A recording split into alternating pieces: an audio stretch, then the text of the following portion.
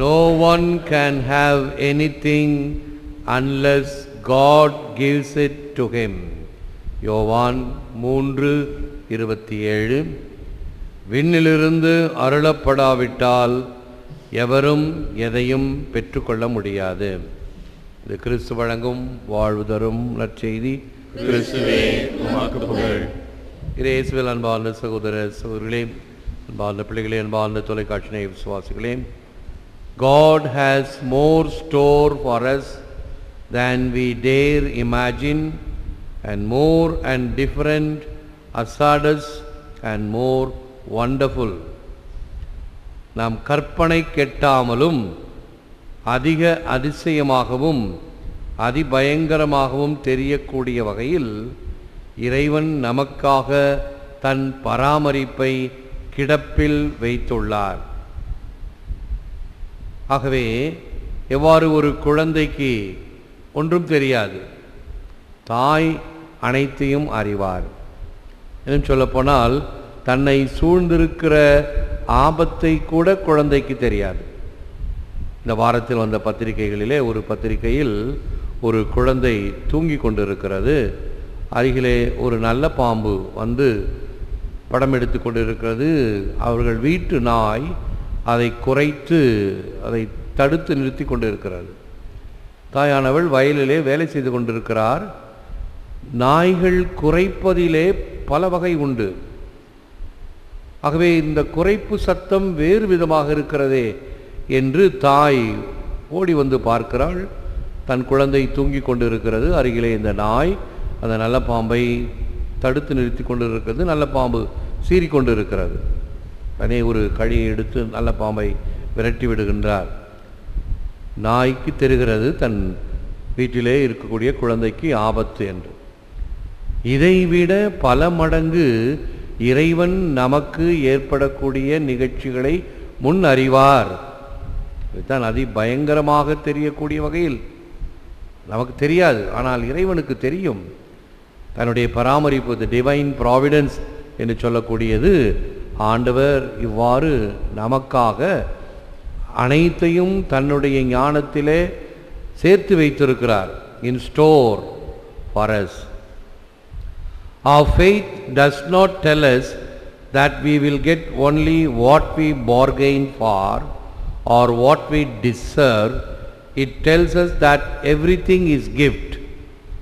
நம் விசுவாசம் நாம் பேரம் பேசுவது கிடைக்கும் என்று சொல்வதில்லை, அல்லது நம் தகுதிக்கேற்றார் போலும் அல்ல. மாறாக அனைத்தும் அவரது கொடை என்றே செப்புகிறது. இறைவன் நமக்கு கொடுக்கின்ற அனைத்து அனுபவங்கள், அனைத்து நிகழ்ச்சிகளும் அவருடைய கொடை. ஆகவே தான் அடிக்கடி நான் சொல்லுவேன், the present time is a present from God. இந்த நிகழ்காலம் என்பது இறைவன் நமக்கு கொடுக்கின்ற ஒரு கொடை.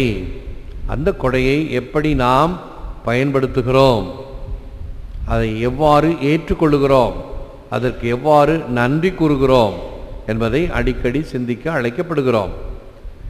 டன்ஸ் ஸ்காட்டஸ் எரிஜினாம் என்ற அறிஞருடைய வார்த்தைகள், no creature in fact, whether endowed with reason or intellect, is light of its own accord in its own substance.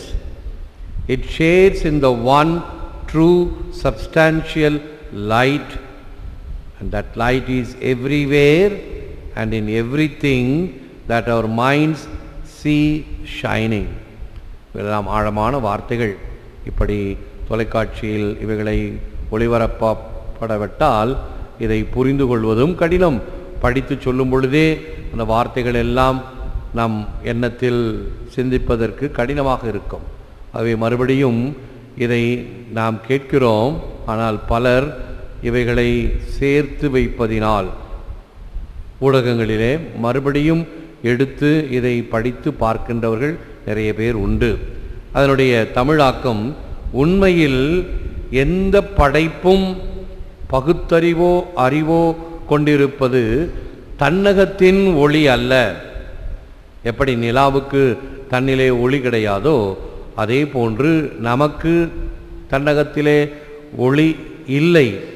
இறைவனிடமிருந்து அந்த ஒளியை பெறுகிறோம்.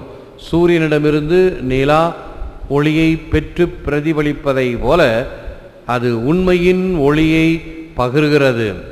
எல்லாவற்றிலும் எல்லா இடத்திலும் நமது எண்ணத்தில் ஒளிர்வது அந்த இறை ஒளி. இதைத்தான் இப்பொழுது பாடினோம்.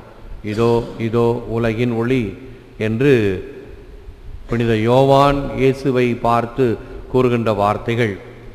நாளை தினம் இயேசு இந்த ஞானஸ்நானம் பெறுகின்ற விழாவை கொண்டாடும் பொழுது அவர் உலகிற்கு இந்த ஒளியை அறிமுகப்படுத்துகின்றார். இவரே உலகின் ஒளி, இவரே உலகின் பாவங்களை போக்கக்கூடியவர் என்று அவருக்கு தன்னுடைய சீடர்களை அறிமுகப்படுத்தி அவர் பின்னால் போகச் சொல்லுகின்றார். இயேசுவிடமிருந்து பெறுகின்ற ஒளி இதுதான்.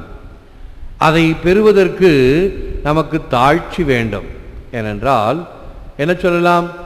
நான் அவரை விட பெரியவன், வயதில் மூத்தவன், எனக்கு ஞானம் உண்டு, நான் எப்படி அவரை ஏற்றுக்கொள்வது என்பது அகந்தை, ஆணவம், செருக்கு. மாறாக தாழ்ச்சியோடு அவர் வளர வேண்டும், நான் குறைய வேண்டும் என்று கூறுகின்ற அருளப்பரிடம் இருந்தது இந்த தாழ்ச்சி. மத்தேயு 3:13 யோவான் 1:23 லூக்கா 1:38 இவைகளை நாம் பெற முடியும்.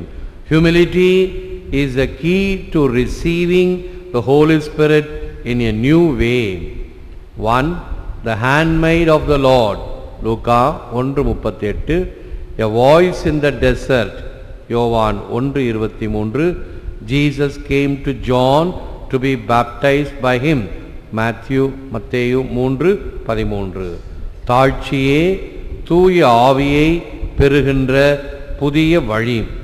இறைவனின் இணையடி பணிகின்ற அடியானாக, பாலையில் ஒளியாக இயேசு யோவானிடம் திருமுழுக்கு பெற வருகிறார்.